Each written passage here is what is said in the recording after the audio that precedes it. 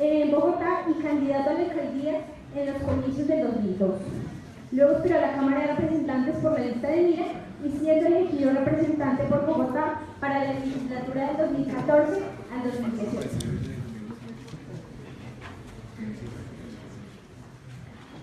La metodología de nuestro foro es, primero, el diálogo propuesto se genera mediante el diseño de una pregunta orientadora, para la que el representante a cada una de las fuerzas políticas y sociales pueda representar de manera sistemática las razones que sustentan su posición alrededor del sí, del no o del no sé.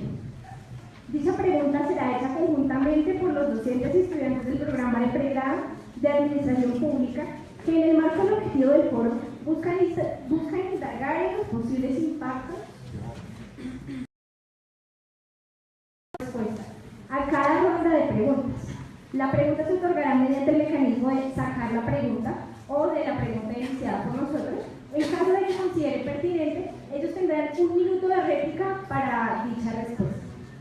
Finalmente, será una síntesis de la discusión y de las conclusiones a las que se llegaron con el foro. Recuerden que este es el foro, la ESAP debate el principio desde lo público.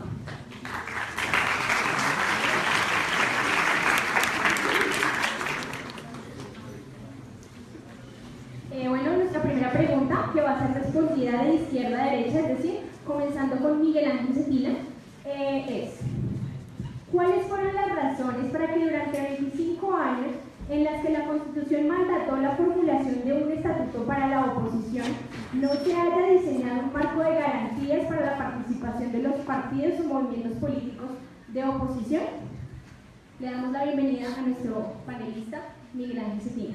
Muchas gracias. Lo primero es agradecer a esta institución que nos brinda la oportunidad de venir a expresar las ideas por las cuales hemos trabajado durante tanto tiempo y hoy nos enfocamos por beneficio de la patria.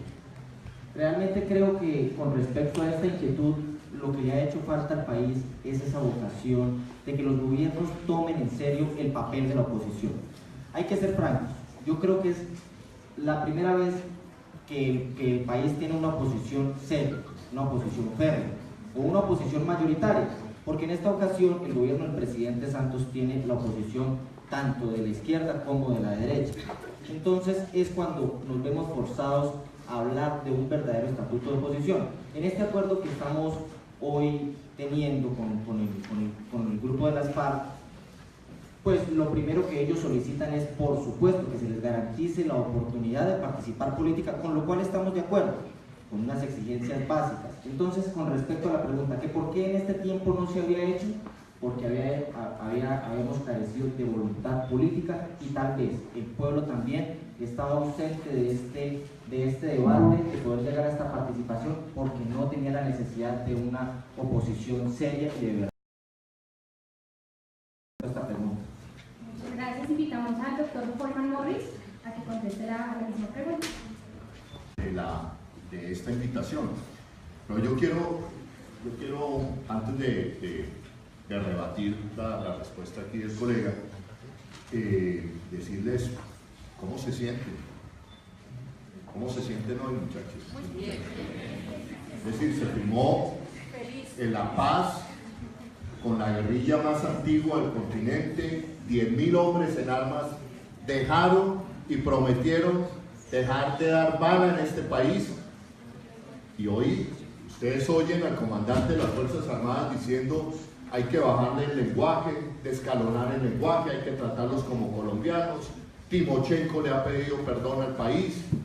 Somos hoy portada editoriales de los diarios más importantes del mundo. ¿No es un motivo de eso para sentirnos hoy contentos, muchachos y muchachas? Pregunto. Bueno, qué rico que hoy Colombia sea protagonista en el mundo, no por los falsos positivos, no por las tomas a pueblos, no por el magnicidio de un contendor político, sino como una nación civilizada que acaba de firmar un acuerdo de paz. Yo me siento orgulloso en mis 48 años de vida de lo que acaba de producir esta nación. Un hecho civilizado. La firma. Ahora, para rebatirle un poco al compañero. No, aquí no se ha hecho estatuto de la oposición porque la clase política tradicional no ha querido hacer el estatuto de la oposición. O sea, así es claro. ¿Quién es la clase política tradicional? Las que usted representa. Partido Conservador, Partido Liberal, aquí somos minorías. Fíjense, y voy a poner un ejemplo, amigos y amigas. Yo soy concejal por el movimiento progresista en la ciudad de Bogotá. En el Consejo de Bogotá hay 45 concejales. De esos, somos 5 del Polo y yo en la oposición. Es decir, es un consejo totalmente peñalosista, de alabanza al peñalosismo. Bueno, respetable, pero es que los consejos no están hechos para hacer alabanza, sino para hacer control político. La Constitución del 91, compañeros, el Estatuto Orgánico de Bogotá, el reglamento interno del Consejo Gabriel, por ley le ordena al presidente del Consejo equitativamente programar los debates de control político. Eso es un derecho que tiene la oposición, cualquiera, el derecho al control político. En 8 meses no me han querido programar un solo debate de control político. Y eso es falta de talante y de decencia democrática, como decía Carlos Gaviria, y eso mismo ha sucedido desde la Constitución del 91, donde está consagrado el hacer el estatuto de la oposición, y en este país no se ha querido hacer el estatuto de la oposición. ¿Con qué termino? Hoy, gracias al acuerdo que se ha firmado con las FARC, se debate y se ha debatido, ahí están los compañeros del MIRA, los compañeros de la Unión Patriótica, progresistas, se está debatiendo un nuevo estatuto de la oposición, que donde gane el sí el domingo, porque va a ganar el sí, le da vía libre, le da, digamos, entra vía expresa a convertirse, a que lo avale el Congreso de la República, para que estas cosas no sucedan y para que la oposición en este país tenga realmente y de una vez por todas garantías en este país. Muchísimas gracias.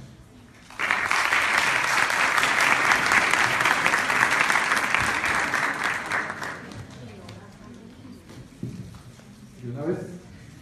Bueno, buenos días a todos y a todas, a los profesores, a los estudiantes. Yo quiero agradecerles la invitación a este panel, que es tal vez uno de los paneles, sin menospreciar ninguno de los otros temas del acuerdo, más importantes, teniendo en cuenta de que en La Habana fundamentalmente se acordaron puntos que no implicaban el sometimiento de uno u otro bando. Lo que hubo fue un acuerdo de negociación.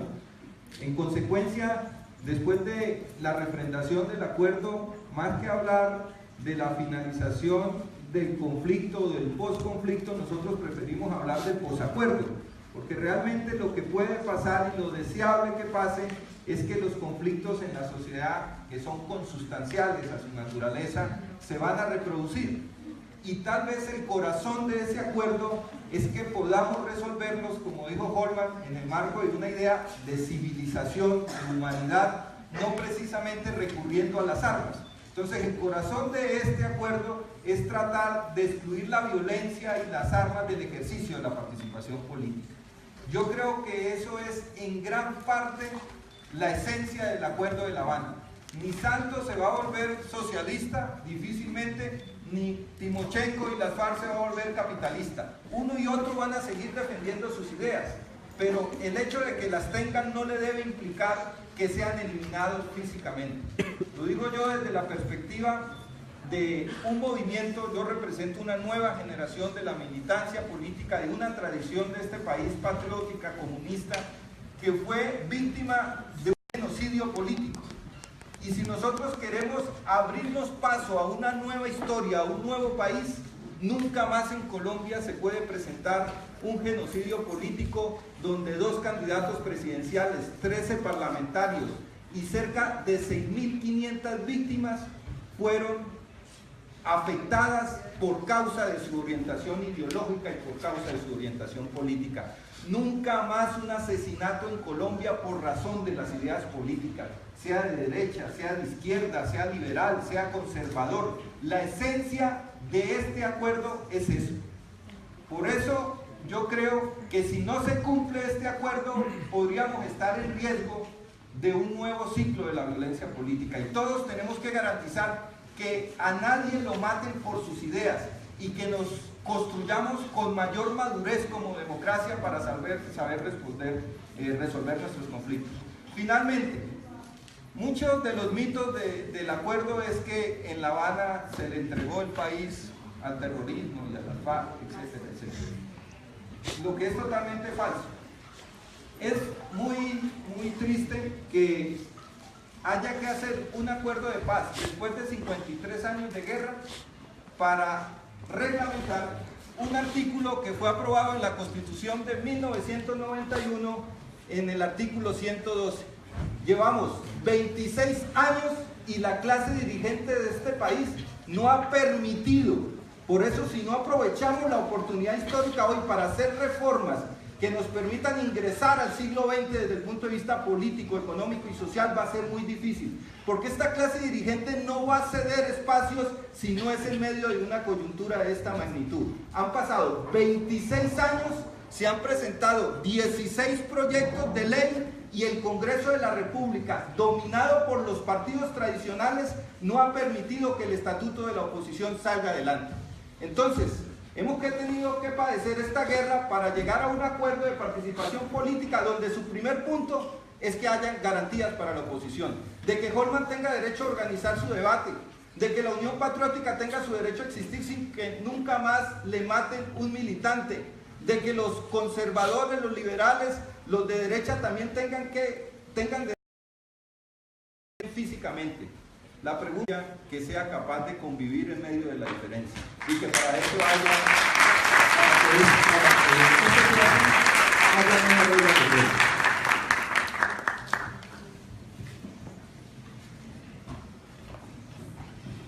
juego. Le damos apertura a la intervención de nuestro representante por el partido MIRA en torno a la pregunta de la denunciada. Bueno, muy buenos días a todos y a todas. De antemano, mil gracias. Quisiera también brevemente señalar la posición que hemos tenido en virtud del plebiscito, un plebiscito que le va a garantizar a los jóvenes del país una nueva oportunidad para desarrollar su proyecto de vida. No podemos seguir matándolos y sobre todo exponiendo a los jóvenes más pobres del país a que mueran en la guerra. Yo creo que eso no es justo con una generación, sobre todo campesinas, con unos jóvenes urbanos de Bosa, de Kennedy, en Ciudad Bolívar, donde constantemente en su momento hubo batidas para podernos llevar a prestar un servicio militar obligatorio, que no debería ser obligatorio, sino un servicio social voluntario para construir nuestro país, porque infortunadamente la guerra nos volvió monotemáticos, pero el país tiene muchísimos problemas sociales, ambientales, problemas que desde la mirada de los jóvenes tenemos que empezar a trabajar y empezar también a construir. Quisiera, sobre el estatuto de oposición, la respuesta es muy sencilla. El bipartidismo no se ha acabado.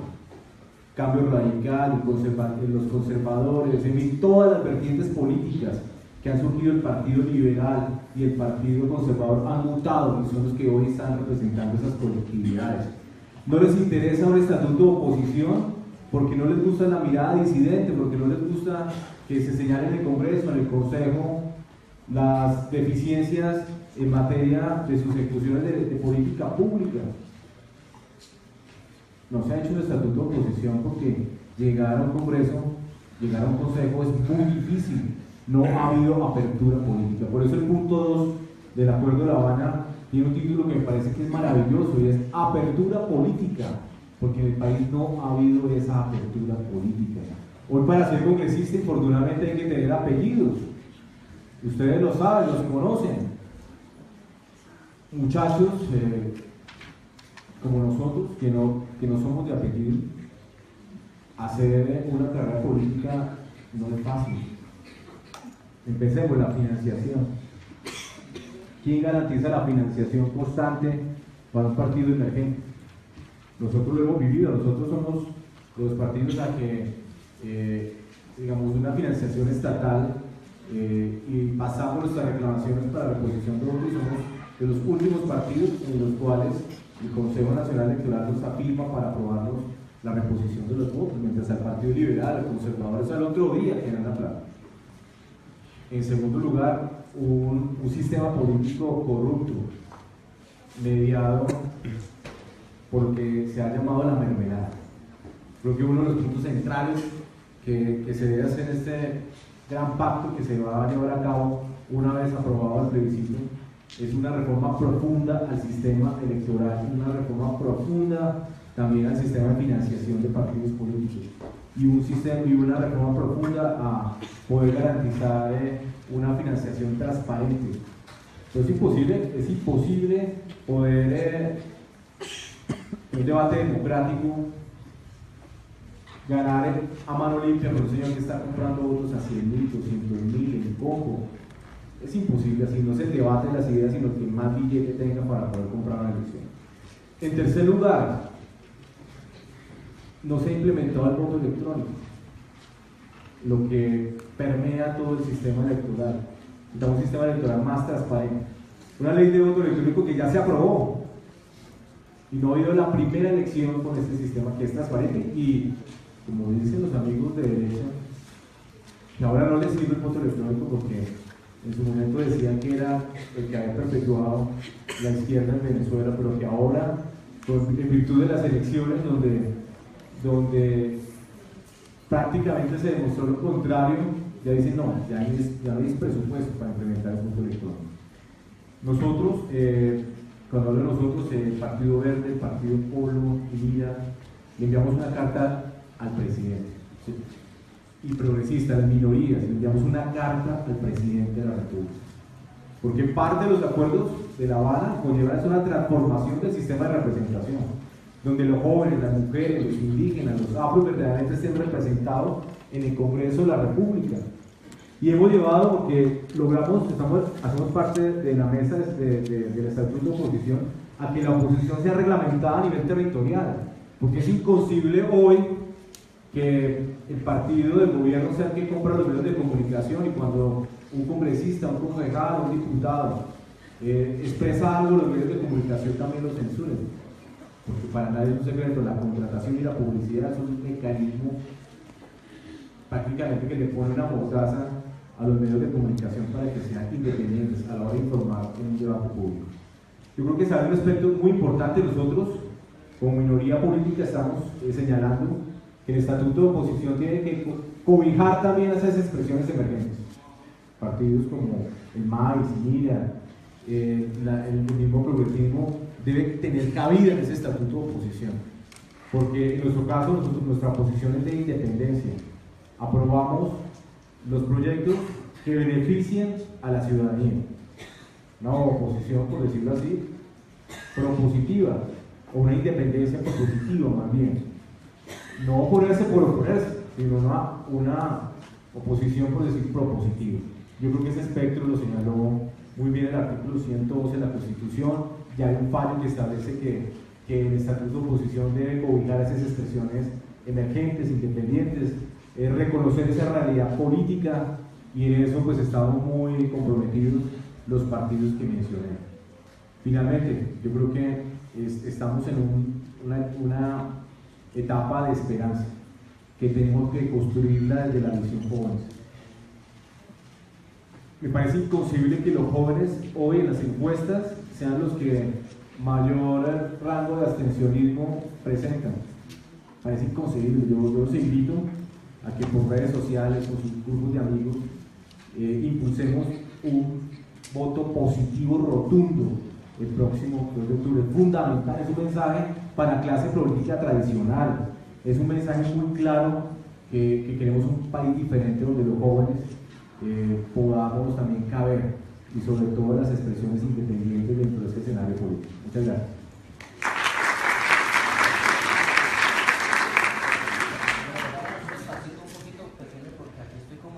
Tienes un minuto para la réplica. Tienes solo un minuto para la réplica. Bueno, gracias. Es que sí estamos como en minorías entre minorías. Aquí soy la minoría. En las ideas los votos no valen. poquito para hacerle la réplica a lo que usted decía. La apertura política, así es, la apertura democrática para construir la paz. Es así como se titula este punto 2 del acuerdo. Partamos de ahí, la primera falacia en el solo título. Apertura democrática. ¿Cuándo? ¿Legitimados por qué? Por 6 décadas de barbarie. Hablaba hace poco en un debate también con el senador Iván Cepeda y le decía: senador, usted es el fiel ejemplo de que no se necesitaron las armas para poder acceder al poder cuando se tienen ideas contrarias a las que ustedes llaman el tradicionalismo o la élite política del país. Ahí en el Congreso de la República está la doctora Claudia López, el doctor Jorge Robledo, el doctor Iván Cepeda, todos ellos que abrieron políticamente, hicieron esa apertura política sin necesidad de ir a las armas y masacrar al país durante 60 años. Entonces, con el solo título, ahí ya podríamos tener la deficiencia de esto. ¿Y qué problema cuando, basándonos en la objetividad del acuerdo y saliéndonos de las pasiones de que hace 2 días se firmó, de que este es el rédito de la paz, de que cómo amanecimos hoy emocionados y cargados por amor patriótico y felices de que se haya firmado la paz? Pues en el punto empezamos mal, porque si miramos el acuerdo, que es en lo que nos tenemos que basar para tener un debate serio y con argumentos, en el punto 2.1.1.1, el Estatuto de Garantías para el Ejercicio de la Oposición Política, que es a lo que se refiere la pregunta, no que cómo hemos amanecido, llenos de paz y amor. Entonces, la comisión y los lineamientos, esta comisión y lineamientos que se van a fijar para cómo se lleve este estatuto, va a estar dirigida o encabezada por la Marcha Patriótica y el Congreso de los Pueblos. A mí me parece que generar de entrada estas inequidades nos puede llevar a las problemáticas que hemos tenido siempre. Porque si lo que aquí hay es ese ánimo de venganza o de retaliación, de que porque no estuvimos en el gobierno durante unos años y ahora que tenemos la oportunidad vamos a ir con toda, pues a mí me parece que empezamos mal. En cambio, si tenemos la equidad, porque si se está hablando de oposición, a mí me parece que el Centro Democrático es un partido de oposición y ahí la está haciendo. Entonces, ¿por qué no darle la oportunidad al Centro Democrático que dentro de este estatuto también participe como lo hace la Marcha Patriótica y el Congreso de los Pueblos? No han querido ir. Por favor, respeto con la opinión de los panelistas. No, yo creo que el llamado a la rigurosidad hay que asumirlo. Es totalmente falso que el documento del acuerdo diga que la Comisión de Estatuto de Oposición la debe presidir Marcha Patriótica y el Congreso de los Pueblos. Totalmente falso. En segundo lugar, lo que dice el acuerdo es que el tema de la participación política no correspondía negociarlo al gobierno y a la FARC en La Habana, sino que debía involucrar a los demás sectores políticos. Entonces, lo que hace el acuerdo es delegar en una comisión donde están todos los partidos políticos, incluyendo la dirección oficial del partido político que el joven representa acá, a excepción del Centro Democrático. El único partido político que no ha hecho presencia, porque ahí estamos con Carlos Forman, también ha ido a algunas reuniones, que no ha hecho presencia es el Centro Democrático. Del resto, el Partido Conservador, el Partido Liberal, Cambio Radical y todos los partidos minoritarios que tenemos personería jurídica, más Marcha Patriótica y el Congreso de los Pueblos y progresistas que no tienen personería jurídica, tienen una representación. El acuerdo, en el espíritu de la apertura, no solamente se queda en los que tienen personería jurídica, sino que incorpora a los movimientos sociales que también tienen derecho porque también hacen oposición. Segunda aclaración, la comisión no la preside Marcha Patriótica y Congreso de los Pueblos, que adicionalmente se incorporaron fue en las últimas reuniones. Los que se incorporaron adicionalmente fueron 2 expertos, que es el doctor Pablo Cruz y Sergio de Subiría, como delegado de las FARC. Esa comisión, que está trabajando todos los jueves, va a elaborar un proyecto de ley. De los 16 que ya existen, vamos a retomarlos y vamos a elaborar un proyecto de ley que vamos a llevar al gobierno, y el gobierno va a presentar, dice el acuerdo, el gobierno, ni siquiera la comisión, el gobierno, un proyecto de ley estatutaria para el procedimiento legislativo especial. Entonces yo creo, doctor, que lastimosamente nos falta todavía resolver una competencia que en la universidad estamos aprendiendo mucho, que es saber leer y saber entender.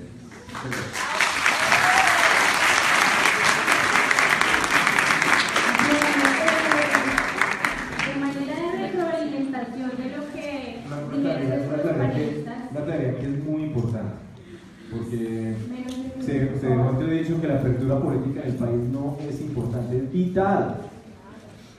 Pues el Partido Conservador está donde está, y porque pues, prácticamente vive de los puestos y de la mermelada, pero expresiones como la nuestra, partidos independientes, yo pienso que es uno de los proyectos vitales que se tienen que erradicar es que se reglamente ese tema de la participación burocrática y sobre todo también en el presupuesto de los partidos que hacen de gobierno, porque así es imposible hacer oposición o hacer también política independiente. Yo creo que la apertura política hay que abrirlo lo más posible y que reconozca las realidades de poblaciones que no están representadas en el Congreso. Es que aquí tenemos, por ejemplo, dos curules afros, y paradójicamente no son de los afros propiamente dichos. Allí no están los afros representados en el Congreso. Los pueblos indígenas tampoco, por una o dos excepciones. Pero ¿dónde están las víctimas? ¿Dónde están los campesinos? Yo creo que esas realidades también tienen que tener un reflejo y sobre todo una representación no en el Congreso de la República. Muchas gracias a nuestros panelistas por la pregunta que respondieron. Es importante aclarar que tenemos solo 5 minutos porque desafortunadamente nuestro foro es de 2 horas no más. Necesitamos repartir las preguntas de forma proporcional y ya le damos apertura a nuestros invitados por las siguientes preguntas. Quería, a manera de retroalimentación, recordar a Jaime Garzón y la frase en la que él hablaba de que nadie podría llevar por encima de su corazón a nadie, aunque diga y piense diferente, de acuerdo a este tema de oposición política del que estamos hablando en estos momentos. Gracias. Continuamos con la siguiente pregunta.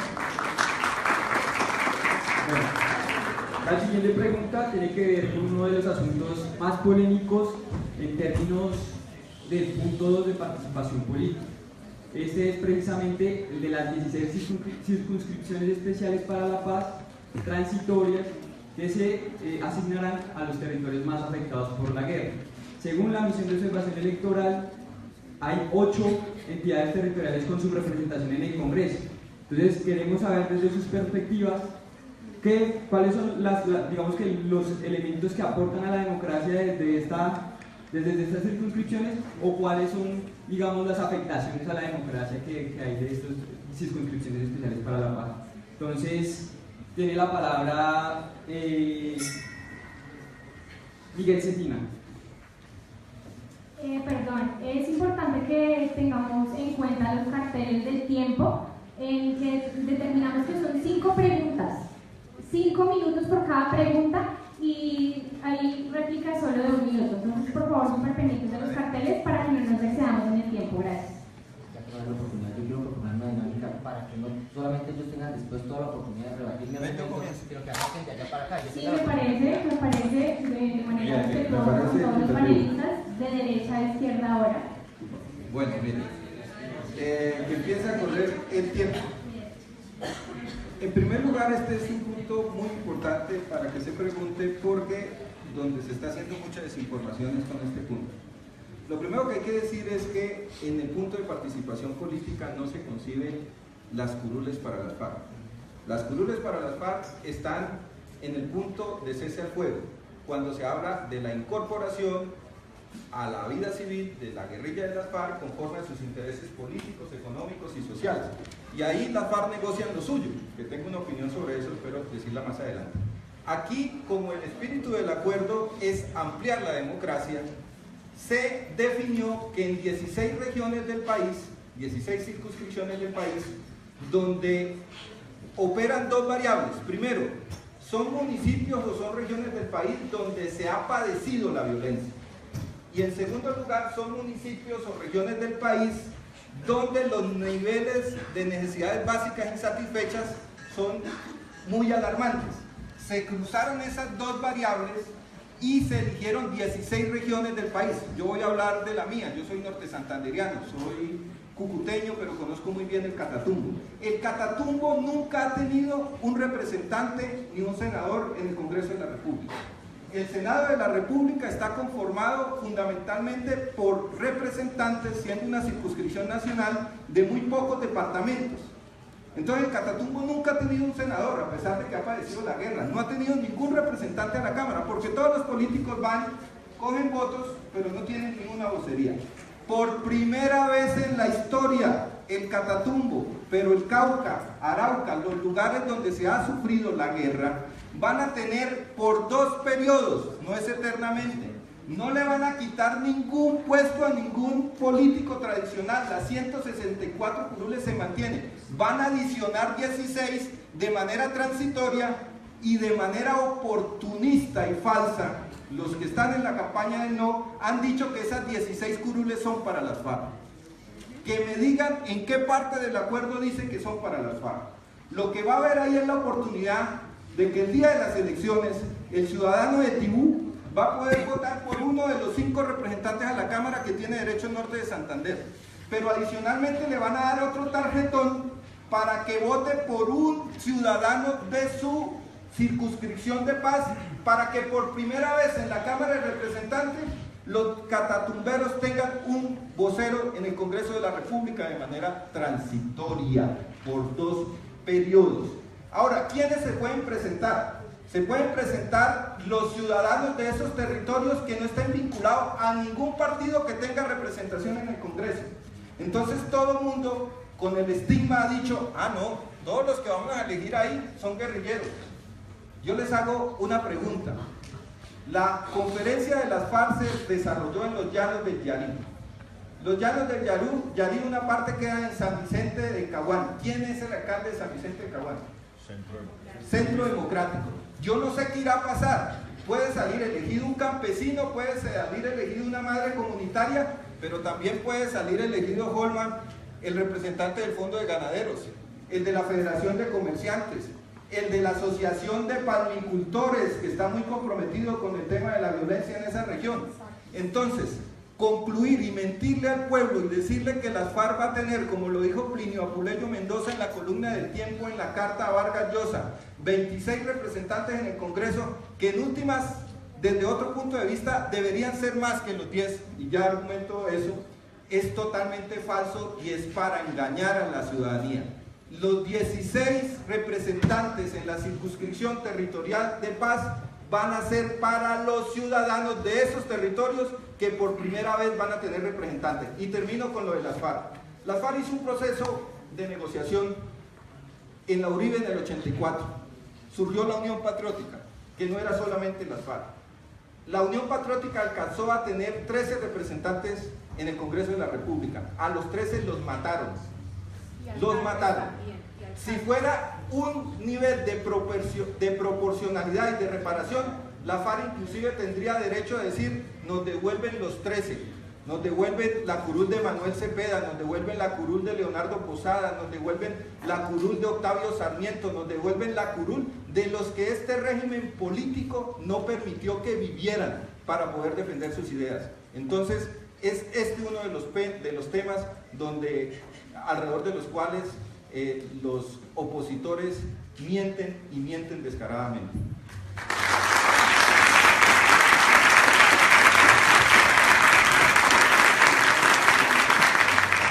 Le damos la invitación a Holman Morris para que realice su intervención respecto a la pregunta ya mencionada.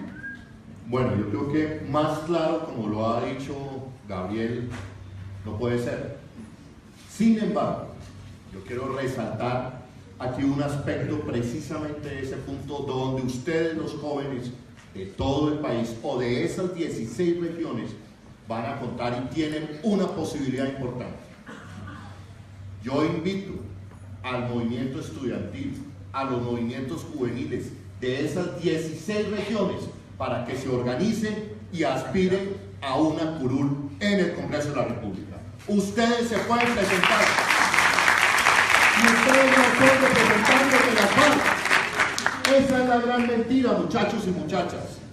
Cada falacia cada propaganda con mentiras que se está haciendo hoy en los diversos medios de comunicación que traiciona ese acuerdo es traicionar su futuro, compañeros y compañeras. No permitan que jueguen con el futuro de ustedes. Los que estamos aquí, la gran mayoría, son menos los años que nos quedan por vivir que los que ya hemos vivido. Es contrario de los que están de ese lado en este momento del auditorio. Aunque estamos jóvenes. Porque estamos jóvenes. Pero a ustedes les quedan más años por vivir en este país. Esos años de vitalidad, de vida, de sueños, de esperanza, ¿se los van a entregar a la guerra? ¿Van a seguir discutiendo que si la guerra, que no, que sí, que más armas? ¿O se los van a dedicar a la construcción de una nueva Colombia? De una nueva Colombia donde todas las Colombias quedan. Por eso este punto es de los más interesantes y, si se me permite la expresión, bellos que tiene el acuerdo. Además, porque se hace con el objetivo también de que participen las víctimas, porque es una gran cantidad de víctimas las que hay en esas zonas del país. Lo que hay allí es una invitación a organizarse, a que se organicen las víctimas, a que se organicen las minorías en esas regiones del país, a que se organicen los jóvenes y los estudiantes para que participen. Pero miren cómo es la deformación, miren cómo es la irresponsabilidad. Manejar y decir que son 16 curules más añadidas a las FARC es francamente un irrespeto, pero sobre todo, insisto, es jugar con el futuro de ustedes. Quiero pedirles a ustedes que si tienen familiares en esas regiones, que si hay movimiento estudiantil en esas regiones, deberían ya estar llamando a organizarse para participar y acceder a esas curules. Qué bello sería que pudieran participar y que salieran jóvenes elegidos en esas curules. Esa es la invitación, y eso es una invitación de futuro. Termino con una glosa, aquí a la mía, porque dice Iván Cepeda, Ángela María Robledo, participan en el Congreso. Eso siempre ha habido. Lo que nunca ha habido, y en lo que les aterra, es que una opción alternativa o de izquierda llegue y se configure como una opción de poder real. ¿Y cuál fue ese escenario? Gustavo Petro, alcalde de Bogotá. Por primera vez un exguerrillero de una izquierda fresca, alternativa, democrática, llega al segundo cargo político más importante del país. Y ahí fue Troya. Cayeron rayos y centellas, porque no dejaron un solo día de gobierno gobernando. El amigo que hace hoy campaña con Álvaro Uribe Vélez, el Procurador General de la Nación, bien ido de su cargo, se atravesó al voto popular, al destino de la mayoría de nuestra ciudad. Esos son los que nos van a decir a nosotros que votemos en contra del acuerdo el próximo domingo. Yo creo que ellos no son guía para decirle al país, ni moral ni éticamente, para decir votar en contra de este acuerdo el próximo domingo. Gracias.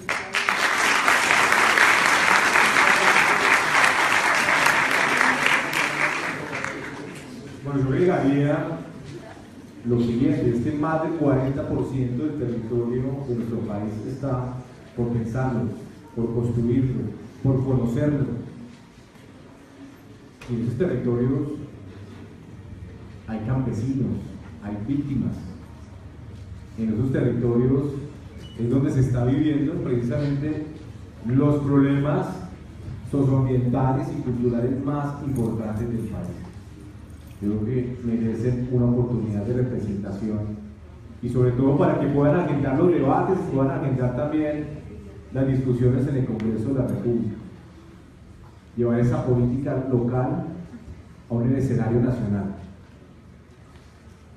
Yo creo que eso hay que hacerlo. Las 16 curules yo creo que invitan a pensar en las regiones, invitan a pensar en esas organizaciones que han trabajado durante años para la reivindicación de sus derechos.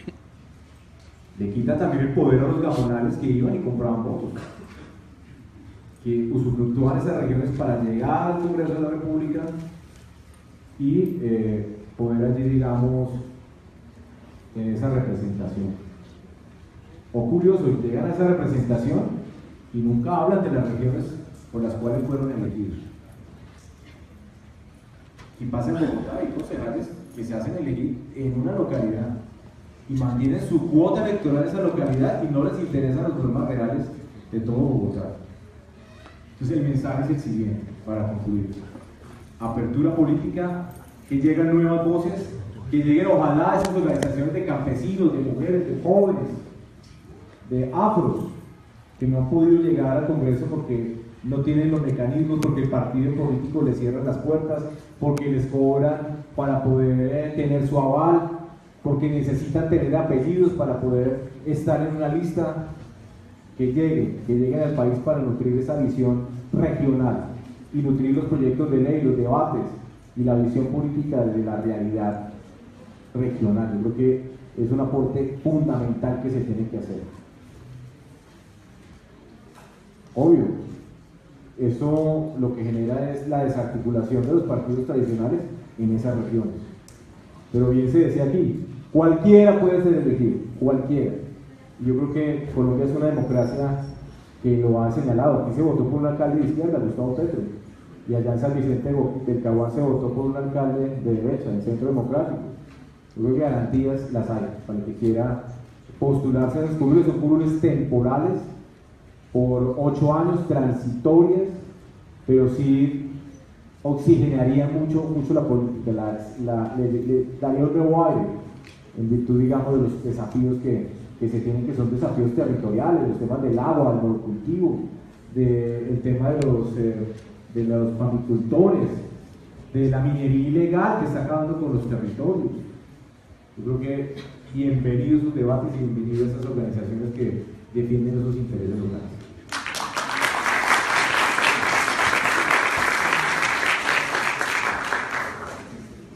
La pregunta se refiere específicamente a los beneficios y las afectaciones que nos puedan generar las 16 circunscripciones especiales que se van a dar. Yo también soy reacio a pensar que en su totalidad vayan a ser para las FARC. No creo que vaya a ser así. Pero hay un problema con este punto, y es algo que he denunciado desde que empezó o desde que nos dieron a conocer este acuerdo. Y es la ambivalencia, es esa ambigüedad que tiene el acuerdo. Porque así como no dice que sean exactamente para las FARC, tampoco cierra la oportunidad que sea para ellas. Y ese es un problema. Ese es un problema por lo siguiente. Porque el acuerdo, como usted lo mencionaba, dice estrictamente así: los partidos que cuenten con representación en el Congreso de la República no podrán inscribir candidatos ni candidatas en estas circunscripciones. O sea que de entrada ella, bueno, cerramos la puerta para que todos quienes tienen representación lo hagan, y damos la oportunidad para que, así como el concejal los invitaba amablemente a que inscriban sus candidaturas allá y a que lleven su participación allá, también las FARC pueden estar asusando para que sus hombres que se han concentrado en esas regiones sean quienes presenten a quienes se vayan a hacer elegir en esa participación. Entonces, de entrada, eso es preocupante. Dice el concejal que es que definitivamente nunca ha existido una opción real de poder y que no han tenido representación la izquierda en el Parlamento y todas estas cosas. Yo ya les había citado a los senadores que actualmente están. Hasta uno de los negociadores estuvo en el Congreso de la República, uno de los negociadores por las FARC, Iván Márquez, estuvo Braulio Herrera, ahí han tenido la representación. Entonces... Hasta ahí, pero vaya, conviértalo en alcalde, para ver qué es lo que Por pasa. favor, Yo iba a poner el micrófono. Sí, bueno, y ahí entonces ese ha sido otro argumento, que es que la derecha, porque como aquí ya el discurso populista se favorece más de hablar de izquierdas y derechas, entonces como eso anula el debate de las ideas, da más réditos polarizar el país en esos términos. Pero entonces vamos al término que se empleó, que la derecha ha sido tan reacia a permitir la participación política de la izquierda y que por eso no han podido. No es verdad. En uno de los gobiernos de Álvaro Uribe, que es el gran exponente de la derecha, según ustedes, yo no lo creo así. Entonces, como Álvaro, en ese momento, resulta que fue ahí cuando resultó electo Gustavo Petro, o sea que tenía las garantías. Lo ha hecho desde siempre, no metamos los personalismos en esto, pero si el argumento es ese, que durante la derecha a la izquierda se le ha arrinconado, ahí fueron alcaldes durante ese periodo que ejercía Álvaro Uribe. Pues, concejal, usted dice que mal guía es que esté el procurador Alejandro Ordóñez o el doctor Álvaro Uribe, el expresidente, todos ellos invitando a votar por el no. Bueno, entonces voten por el sí, porque los que están invitando son grandes personajes de la vida pública.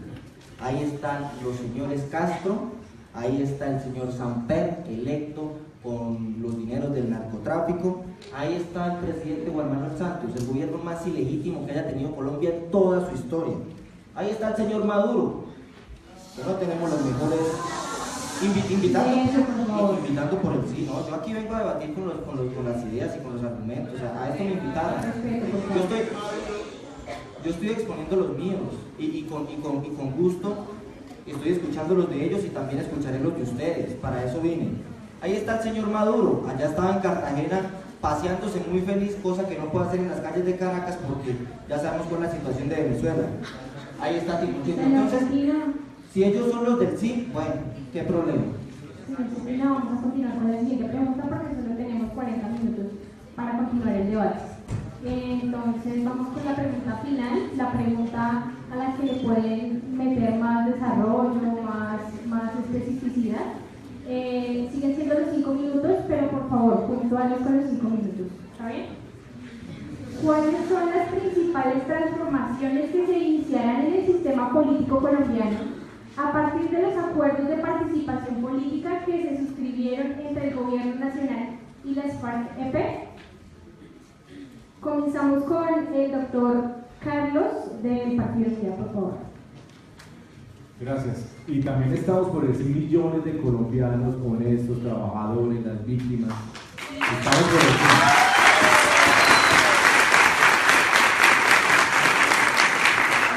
Los que hemos hecho política honestamente y consideramos que debe abrirse paso a la reconciliación. ¿Qué viene, digamos, a nivel de los desafíos que trae el acuerdo en materia de participación? Uno, pues, poder garantizar un nuevo sistema político que reconozca la realidad actual.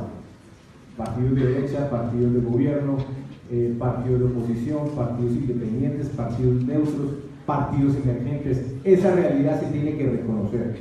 Aquí no puede ser derecha, izquierda y se acabó el panorama político. No hay expresiones políticas que se están consolidando.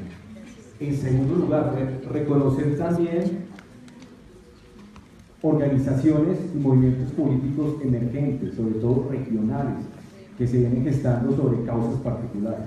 Hay que garantizarles, no solamente una expresión, digamos, a nivel de medios de comunicación, sino también una mínima institucionalidad para que ellos puedan algún día ejercer el poder. En tercer lugar, la participación y vinculación real de la mujer a la política. Yo creo que el acuerdo fue muy claro. La Comisión de Género que viajó a La Habana logró no solamente la reparación de las víctimas y sobre todo ese enfoque de género en los acuerdos, sino que también dentro de la estructura política que se va a crear y la modificación al sistema político, la mujer sea uno de los ejes centrales, no solamente para que esté en las listas, o como dicen también los amigos allí de los conservadores, liberales, bueno, en fin, no la mujer como un relleno en las listas, no, sino que realmente sean electas. Yo creo que eso hay que garantizarlo en las reformas que vienen. Un paso muy importante en la modificación al sistema electoral corrupto. Necesitamos una corte electoral, que el Consejo Nacional Electoral sea verdaderamente independiente de la registraduría, que la sección quinta del Consejo de Estado pues verdaderamente cumpla una labor más más, digamos, de poder llegar a la verdad electoral y no se convierta en un tráfico, digamos, allí de favores. Y para eso se requiere independencia, que es un sistema electoral más robustecido, el voto electrónico, que lo estamos pidiendo en todos los partidos, y transparencia en la financiación pública de las campañas. Se requiere eso, y aumentar un poco el porcentaje de financiación para partidos que pues, no tienen la misma incidencia en el poder. Aquí hay que hacer una claridad, y es que el sistema político actual es de mayorías y está diseñado para eso. Los espacios institucionales que deben ser para la oposición y para partidos independientes, hoy la gran parrilla son para los partidos del gobierno. Escasamente a nivel, digamos, nacional nos dan 1 o 2 espacios cada 3 meses, 4 meses, pero los partidos de gobierno cada 8 días están en la parrilla de televisión. Vamos a lograr con el estatuto de oposición algo muy importante, y es que exista unos días al mes donde exclusivamente la agenda sea organizada por los partidos de oposición y expresiones independientes en el Congreso, y también en los consejos y en las asambleas, que se pueda organizar esa estructura, y también poder definir toda la institucionalidad para cuando el partido se declare en oposición, y que no les pase a lo que les pasó también al Polo y a los Verdes, es que a los principales líderes de esas colectividades los costaron desde el gobierno nacional. Eso hay que acabarlo, porque lo que hace es destruir las expresiones que van surgiendo en el escenario político. Y sobre todo, yo creo que es un sistema político que garantice la reconciliación y que todos quepamos dentro del mismo, y que esas causas del conflicto, que una de ellas fue la exclusión política, pues definitivamente sea borrada del escenario electoral del país.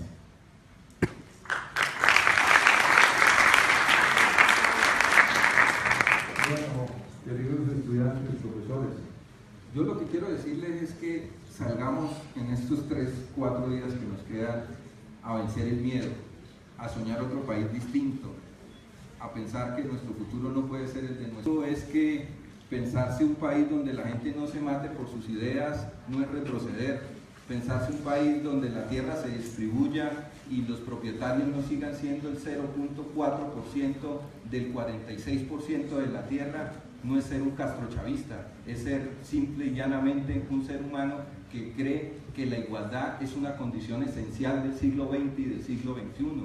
Yo lo que lo llamo es a que ese pasado que encarnan figuras como la de los partidos tradicionales no sea nuestro futuro. Yo sinceramente creo que se está cerrando un ciclo en la historia de Colombia, porque el problema de las garantías, querido amigo, no es si permitieron que Petro ganara o no ganara. El problema es que en los 200 años de república todo el que ha querido construir otra opción de poder ha sido eliminado, desde José Antonio Galán, nuestro mártir Gaitán, lo que implicó el Frente Nacional, el Estatuto de Seguridad, lo que implicó el genocidio de la Unión Patriótica, lo que implicó el genocidio del M-19 de Aluchar. O sea, tenemos una clase dirigente mezquina, una clase dirigente que tiene miedo de que otra gente que piense distinto hable con el pueblo y con la gente, que sea el pueblo quien defina si Timochenko va a ser presidente o no. Es que, ¿por qué no tiene derecho a hacerlo si están entregando las armas? ¿Por qué no tiene derecho a ser presidente entonces el hijo de los Lleras o el hijo de los Santos, como lo tienen derecho a hacer los demás ciudadanos? ¿Por qué ese privilegio solamente es para un número de familias privilegiadas? ¿Por qué los Becerra, por qué los Quintero, por qué los Ramírez no tenemos derecho a dirigir nuestra patria? Entonces yo sinceramente creo que hay que salir a hablar con nuestra gente, con nuestros vecinos, hay que salir a derrotar el miedo, porque estamos asistiendo a un momento histórico. Tal vez no lo vemos ahorita porque estamos en medio de él, pero cuando el tiempo pase nos vamos a dar cuenta que se estaba cerrando un ciclo de 60 años en la historia de la vida de este país, y que nosotros fuimos protagonistas y que podemos ayudar a construirlo. Ahora, ¿qué desafíos hay? Mire, el desafío es que no se traicione el acuerdo. Las FARC tienen que cumplir y el Estado tiene que cumplir, y para que cumpla tienen que darse esas reformas que nos dice Carlos. Aquí tiene que permitirse que desde el punto de vista del campo político haya alternativas de gobierno y de poder distintas a las tradicionales, así se cambien de chapa cada 4 años. Aquí hay un derecho legítimo, que es el derecho a ser gobierno y a ser poder. Por eso yo creo que lo que se va a abrir camino después de las votaciones del 2 es una recomposición del escenario político, que es a lo que más miedo le tienen los que están por el no, y digámoslo con honestidad también, algunos que están por el sí, porque efectivamente hay sectores tradicionales que por muchos motivos no se han subido al bus, se subieron al bus del sí, porque no pueden ir contra el sentido de la historia, no pueden ir contra el sentido de la historia. Y después del 3 van a venir grandes luchas sociales contra la reforma tributaria. Nosotros estamos por el sí, pero no estamos con santos. Nosotros le queremos proponer a la ciudadanía que nos arriesguemos a construir un nuevo gobierno y un nuevo poder en este país, que es posible, que los que han gobernado este país por 200 años y nos mantuvieron en las guerras, 8 en el siglo XIX y todas las guerras del siglo XX, no tienen autoridad ética ni moral para decir que lo que hoy vivimos no puede ser posible. ¿Qué autoridad va a tener el señor Uribe, que hizo aprobar la ley de justicia y paz con total impunidad? ¿Qué autoridad va a tener un señor que gobernó con el 35% del Congreso condenado por paramilitarismo? Hoy venir a darnos lecciones de justicia quien está ensangrentado en sus manos durante los 2 gobiernos, durante el gobierno de Álvaro Uribe en Antioquia, fueron asesinados el 60% de las víctimas de la Unión Patriótica en Antioquia. Entonces, estos señores que están por las privatizaciones, que están por la violencia, no pueden aparecerse hoy ante nuestros ciudadanos aprovechándose de su ignorancia y de la falta de cultura política a seguir empujándolos a la guerra, porque son esos ciudadanos los que ponen sus hijos, que serán nuestros hijos, sus nietos, los que tendrán que ir a la guerra. El día que ellos decidan mandar sus hijos a la guerra, ese día se acaba la guerra. Muchas gracias.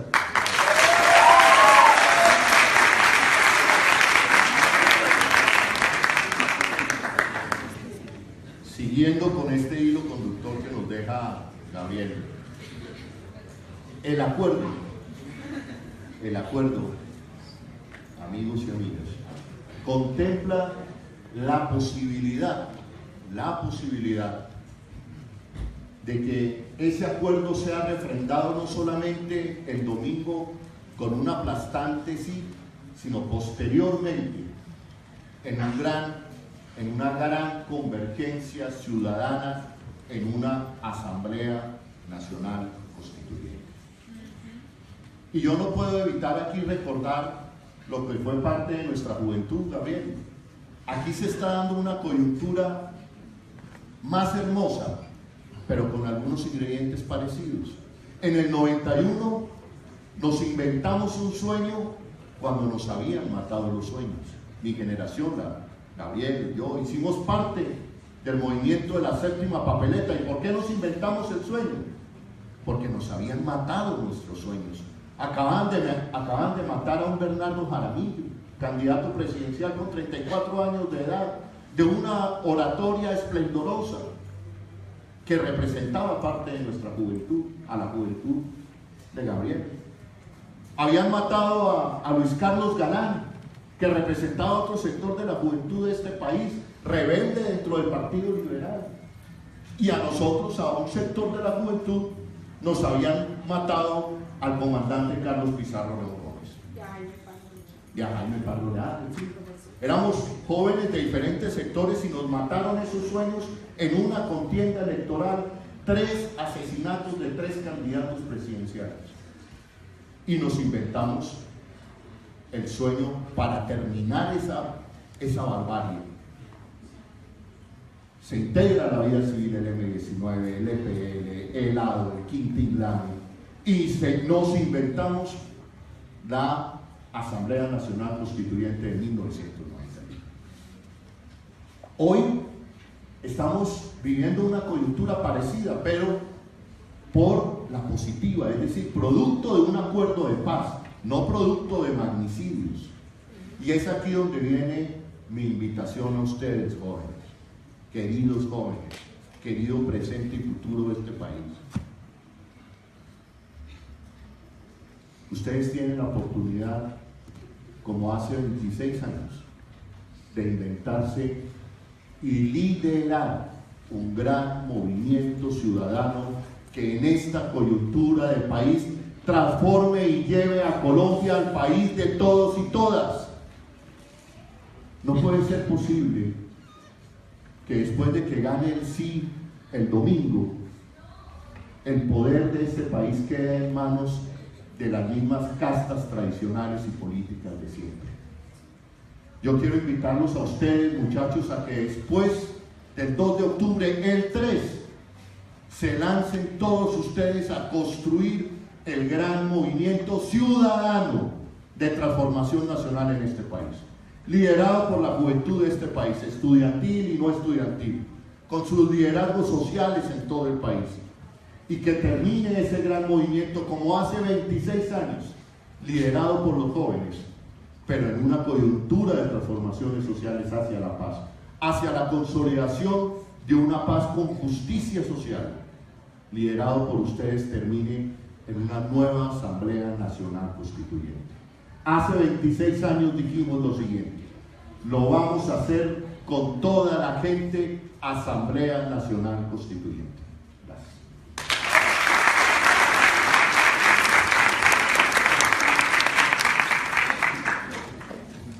Yo también voy por la Asamblea Nacional Constituyente.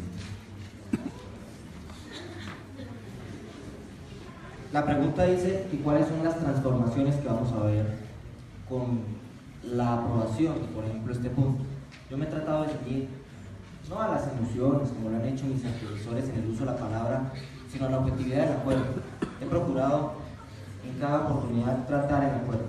Por eso voy a remitirme al punto 2.3.1.1 del acuerdo, en el cual se elimina el umbral, que para mí es una gabela lo que se le está dando en este caso a ese partido que quiere entrar, que es la FARC. Entonces, ese mal ejemplo que se da es lo que no puede permitir el progreso del pueblo. ¿Por qué? ¿Cómo le vamos a explicar a Daniel Reisberg, por ejemplo, por citar un ejemplo, que tiene que pagar los 200 millones de multa que le coloca el sistema electoral por no haber podido cruzar el umbral?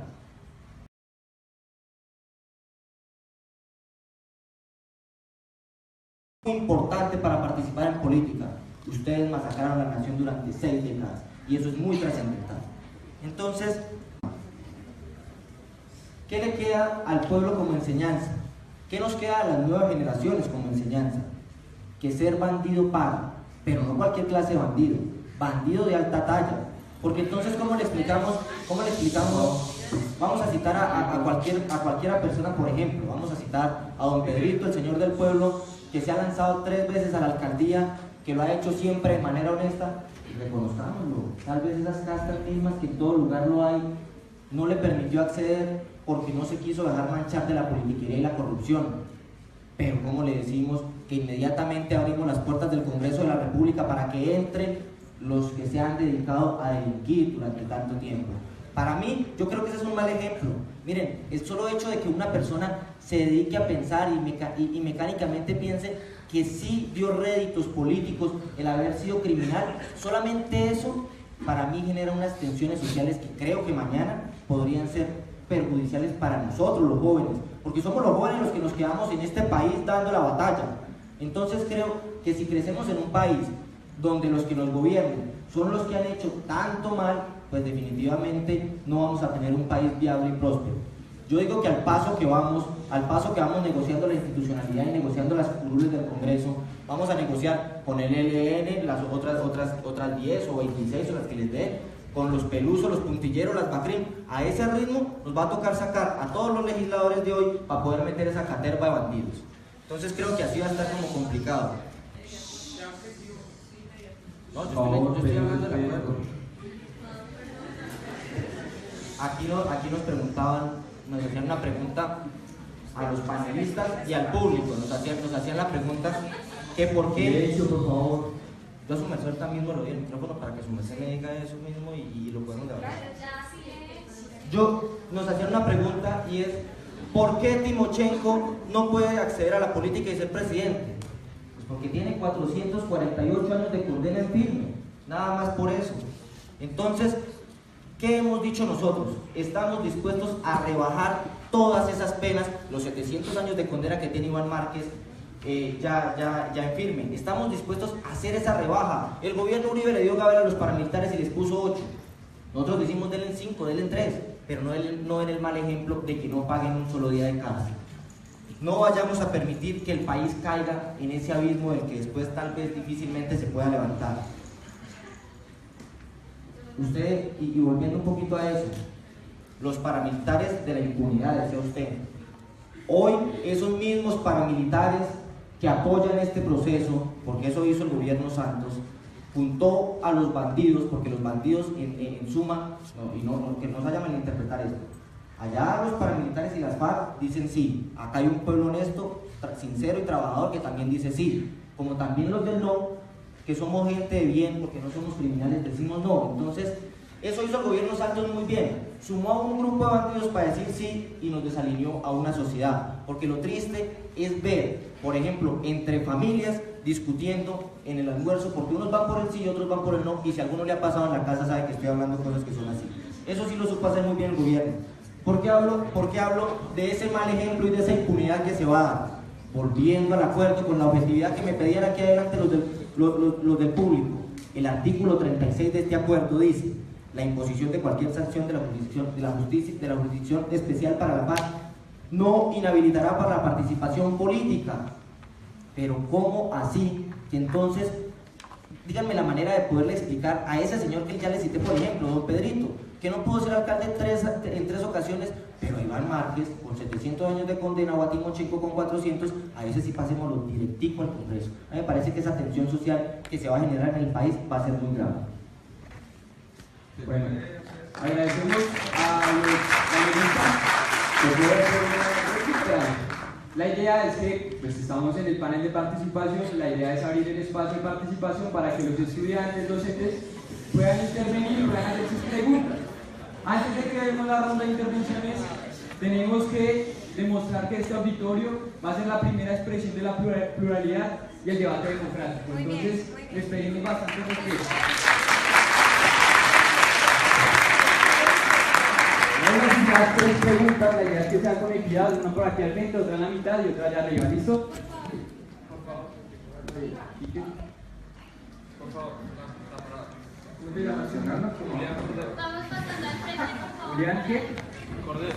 Julián y Carlos.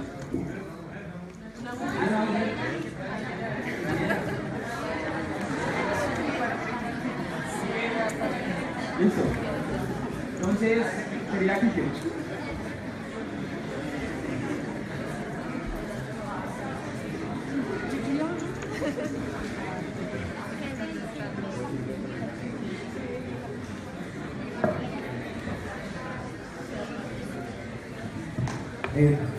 Buenas tardes, pues primero que todo darle gracias a los compañeros que organizan el evento, porque en realidad esto creo que es más importante que, o no más importante, pero sí construye más estar en el aula en cátedra, ¿no? Entonces, felicitar a los compañeros que es una iniciativa.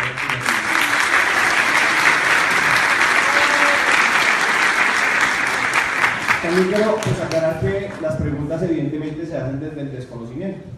Este acuerdo tiene una técnica jurídica bastante avanzada y imposibilita en gran medida entender muchas cosas, entonces mi pregunta va hacia el señor Juan Morris, pues teniendo en cuenta que es comunicador y que tuvo considero yo, pues, un papel fundamental en el papel de los medios, que hacia eso voy en esa pregunta en cuanto a la oposición política, ¿sí? Hablando del estatuto de oposición, ¿qué garantías existen para quienes ya han sido vinculados a la participación política? ¿Sí? Cuando pese a esa elección o a esa posición existen factores extrajudiciales que imposibilitan ese proceso. Yo quiero aclarar que haciendo esta pregunta no soy ni petrista ni progresista, ¿sí? Pero a mí como ciudadano me incomodaba demasiado que no dejaran gobernar. Entonces por eso pregunto, porque el estatuto tiene algunas cosas en la oposición, pero no garantiza qué van a hacer los medios y cómo van a direccionar políticamente la participación de ellos, ¿sí? Entonces, Al señor Cetina le quiero también decir lo siguiente. Los que han tenido representación política, que son los partidos que usted representa, no han hecho mayor cosa. O sea, personalmente yo quiero ver otras personas, porque los que han tenido representación política, en realidad para mi edad no he visto absolutamente nada, ¿sí? Entonces, ¿de qué se quejan que haya otra participación que en realidad usted está tergiversando lo que se ha dicho? Si los que han tenido participación no han hecho nada, ¿sí? Y quiero también pues decir lo siguiente. Ahora bien, ¿qué pasa con esto? Hacia allá esa representación hay un efecto que me parece perverso, ¿sí? ¿Qué pasa cuando no dejan gobernar desde el Estado? Lo que pasó con el procurador, lo que han hecho los opositores, ¿sí? Entonces, desde el Estado no han dejado gobernar. Es decir, la pregunta para ustedes en el acuerdo, ¿cómo ve usted la institucionalidad cuando el mismo Estado limita que haya gobierno, que haya participación y que haya una verdadera ejecución de las contiendas que han sido democráticas, ¿sí? Y por último, pues le quiero decir al señor Cetina también lo siguiente. Yo estuve en la Plaza Bolívar el día de la firma y tuve la posibilidad de ver, de escuchar los discursos y de ir al acuerdo también. Entonces, escuché. Y creo que nuestro país está en un momento histórico para ser ejemplo ante la humanidad, ¿sí? Entonces él llamaba a la reflexión en cuanto a Siria y Palestina, y yo le quiero citar algo. Seguramente usted y el Centro Democrático, ni siquiera, muchas veces pese a que pueden ser muy intelectuales, estar formados o algo así, desconocen el contexto internacional. Entonces yo le quiero decir a usted lo siguiente: no creen en Libia ni creen en Palestina. Esto es de Pedro Pastor, ¿sí? Y les produce morbo ver cómo mueren desde allá arriba. Pueblos sin vida porque les tumba el invierno. Mañana sería un día más para ti, para ellos otro en el infierno. La primavera se les queda tan lejos. Esperan pero nunca llegan a casa sus viejos. Tú pez gordo, mi estorbo, mi luto. Traficas vitamina C y otros sufren el escorbuto. Me da vergüenza tu barbarie, fanatismo. Lo peor es que luego lideran las listas del terrorismo. Le venden armas a todo el que siembra el odio. Y le atacan y salvan poblaciones y dicen que hay petróleo en el podio en un segundo, y el dinero es el único tipo capaz de cambiar el mundo. Me da vergüenza su barbarie, fanatismo. Lo peor es que luego lideran las listas del terrorismo, ¿sí? Nosotros somos sus armas y su paso es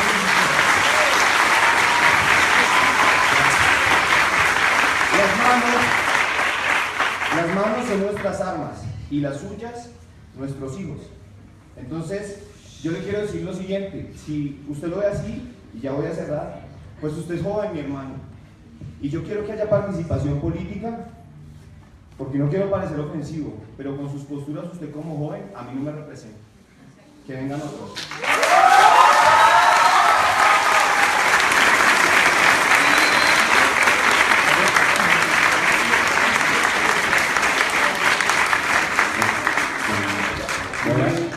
Voy a contestar.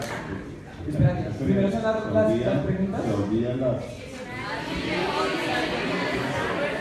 Entonces. Pues entonces, espera, 2 minuticos para responder, ¿va? Es que déjame contestar. Vamos a comenzar con la respuesta de la pregunta que se acaba de hacer. Vamos a realizar solo 2 preguntas. Le pido a todo el auditorio, por favor, respeto. Cada uno va a argumentar respecto a lo que se está hablando, y lo que queremos aquí en este foro es que todos podamos tener los puntos de vista y las diferentes posiciones. Muchas gracias. Sí. Bueno, no, yo de verdad aplaudo que esté aquí el amigo Cetina, porque su última respuesta evidencia y deja claro que ganar el no y que los que impulsan el no quieren la guerra en Colombia. Quieren la paz romana, es decir, el aniquilamiento del enemigo a como dé lugar. Bajo esa lógica, Mandela estaría en la cárcel. Bajo esa lógica, este mundo sería un infierno, porque ningún conflicto armado en el mundo hubiera terminado en una mesa de diálogo y negociación. Pero como la humanidad va avanzando, Por eso la humanidad se crea la Corte Penal Internacional, pero también crea la justicia transicional para conflictos armados donde hay levantamientos de actores que por la vía de las armas exigen participación política. Entonces, bajo esa lógica es llevarnos a la guerra. Y como bien lo ha explicado quien me antecedió en la palabra, la guerra, una cosa es hablar de guerra desde el Chicó y otra desde el Chocó. Una cosa es hablar de guerra con los hijos de los más pobres y otra con los hijos de uno. Para hablar del tema, para contestarte tu pregunta rápidamente, desde 1991 hay en la Carta Constitucional un estatuto de la oposición, pero no ha sido implementado porque no ha sido implementado por falta de voluntad política de la clase política tradicional de este país, conservadores, liberales, centro democrático, ¿no es cierto? Y el mejor ejemplo que yo tengo para ponerte es lo que sucedió con Gustavo Petro. Es decir, sale elegido popularmente a la alcaldía de Bogotá, pero desde antes que se posesionara, desde diferentes sectores del poder, empiezan a aniquilar la posibilidad de gobierno, de dejarlo gobernar. ¿No es cierto? Hoy vemos, digamos, el procurador, todo el daño que le hizo a Bogotá y el daño que le hizo a la democracia por inventarse esa destitución. Y hoy, qué casualidad, hoy está al lado del presidente Álvaro Uribe haciendo campaña por el no, por lo que me queda a mí más que claro que la Procuraduría fue utilizada durante su gobierno, no para hacer un ejercicio de garantía de los derechos humanos en Colombia, sino un ejercicio de persecución política. Y eso va en contravía del estatuto de la oposición. Y eso va en contravía de la decencia democrática de la que hablaba el profesor Carlos Gaviria Díaz. Entonces, no es suficiente el estatuto. Y cuando las clases políticas tradicionales hablan de que ahí tienen participación política, miren cómo llegan al Senado. Por eso insisto, una cosa es llegar al Congreso, pero otra cosa es constituirse en opción real de poder. Es que después de haber alcanzado la alcaldía de Bogotá, el segundo cargo político más importante de este país, a un paso está la presidencia de la República. Y es ahí donde se constituye peligrosa la oposición. Eso es lo que yo llamo ser opción poder de real en este país. Utilizaron todos los mecanismos para bloquear esa posibilidad, alcanzaron a destituirlo, en fin. Por eso digo que no solamente es el estatuto de la oposición, y eso es lo que nos compete a nosotros como ciudadanos, es cultura política. Y una de las cosas que permitirá este acuerdo, que permitirá esta ventana, esta nueva bocanada de aire fresco en el país, es que los colombianos y colombianas por fin entendamos que la democracia es el respeto de la diferencia, que aquí por pensar diferente no nos pueden seguir asesinando, que por pensar diferente no nos pueden seguir aniquilando el uso de la palabra, y que por pensar diferente no podemos tener acceso a los medios de comunicación. Así no se construye el nuevo país. Por eso ustedes, y allí recae la responsabilidad de ustedes jóvenes, ustedes tienen que ser la nueva generación de colombianos y colombianas que no repitan los fracasos de las generaciones pasadas. ¿Y qué es no repetir esos fracasos?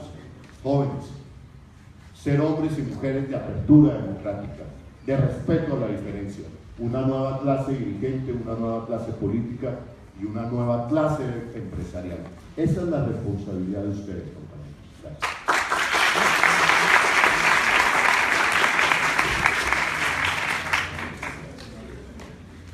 Eso es lo que necesitamos, la participación también del público. Pero entonces, aquí es darle durísimo a ese procurador, porque ya otra vez personalizamos el debate que era del acuerdo final del punto 2. Y la idea es darle durísimo a ese procurador, que fue un inquisidor, porque sancionó a 26 congresistas por parapolítica y tan solo a una por parapolítica. Tuvo una